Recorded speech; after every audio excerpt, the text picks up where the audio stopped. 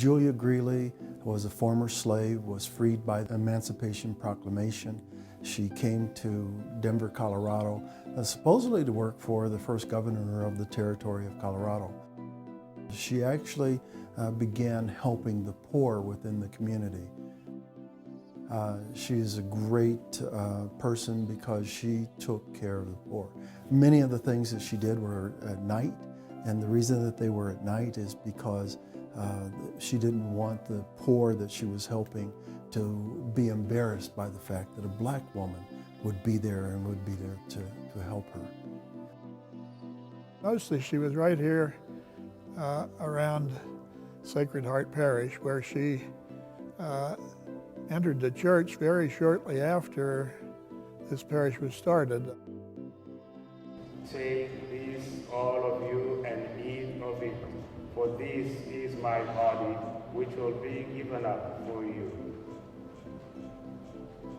She was often seen pulling this little red wagon around. She loaded it with the things that were needed, such as firewood, clothes, food, whatever was needed for the poor. She wanted to make sure that she had those things and that she could take those to the people who were in need. So whatever they needed, you know, she found a way to get those things for people. You know, and I think that's what better way to show love, forgiveness, and mercy than to share.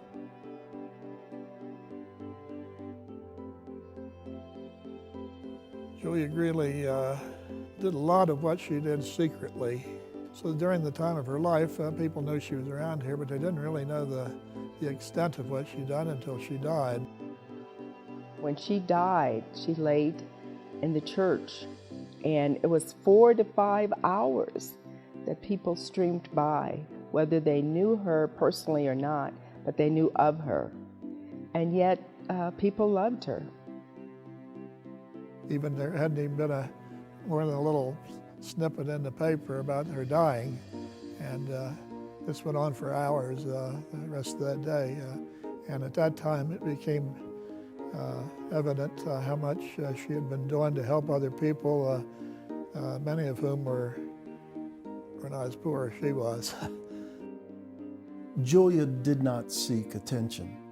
She was satisfied with knowing that she had helped someone in need. And she did things secretly. She wasn't the kind of person that wanted, you know, people to know what she was doing. So one of the things I like about her is that she would get things and take them in a little red wagon and deposit them on someone's porch at night. So she got a lot of joy out of that. Julia loved children with the kind of intensity that is common to saints. One day, Julia was walking down the street and she encountered a family, the Eargarts. Agnes, the wife, asked if Julia would come and help by mopping the floor. She agreed. Once she went into the home, she saw all kinds of signs that this family might be Catholic. And so she asked if they were, confirmed that, and then said, "Where are the children?" She was told by Agnes that they'd had a child, but that child had died. And so Julia made a promise, and she says, "You will have another child." And later, they did have a little child who Julia had described as a little white angel. The only picture that there is of Julia Greeley is one with this little white angel, this daughter of Agnes, and that is the only recorded photo that we have of Julia Greeley. There's nobody living that you can go talk to about her, but everything that we find about her is just, she lived for others. She's feeding the poor, she's clothing the naked. She provided fuel for their homes.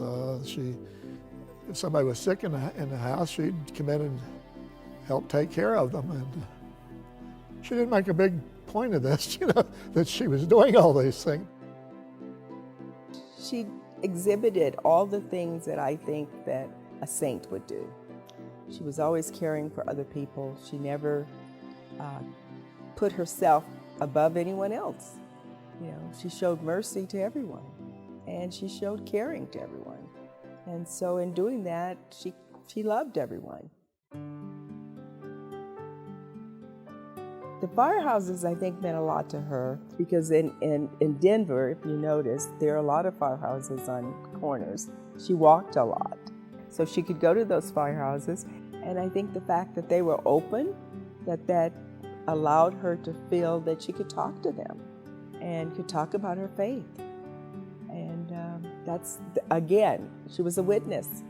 And how often do we witness, about our faith? During that time, the life of a fireman was really a dangerous one, and she covered a great area on foot taking literature to these places. Why? Because she knew the danger we were in, and she was hoping to do what she could to as a spiritual work of mercy, to help them keep themselves prepared for the end that could come quickly for them. But she never missed an opportunity to witness. And whether it was through words or whether it was through caring for people or doing for people, she always was a witness. And I think loving the Sacred Heart the way she did kept her humble and kept her in the realm of always wanting to give, whether she received or not. What Julia Greeley was doing is, I think, a lot of the result of her devotion to the Sacred Heart, which is a devotion to the love of Jesus for the world. And she was showing that herself. We are the face of God's mercy in doing the things that Jesus Christ talked about there in Matthew 25 of feeding the poor and so doing these things that showed mercy. I think that's what mercy is, the forgiveness, the understanding of always being able to love, even when people hurt you. She exhibits the virtues, I think, of that we hear about from other saints. She was the kind of person that always put people before herself. If people read her story, I think they will identify with other saintly virtues that our saints have. And she was whipped by her master, lost an eye, but that never seemed to keep her from showing mercy and love and forgiveness to other people. There's saints scattered all over the world too, but this is somebody who was right here in our midst and whose aura still hangs over in the area. There are a lot of people, you constantly hear people, I've been praying to her for years, They've been doing that, and obviously because they feel that it's been helpful to them in their spiritual life. While there's a great deal of mystery about Julia's past, the one thing that is very clear is her love of the Sacred Heart of Jesus. It is clear about her love of children, and it is clear about her mercy that she gave on behalf of the poor. Everybody in Denver should know about Julia. No matter what faith you are, what ethnicity you are, because here's a person that loved, showed mercy, and forgiveness.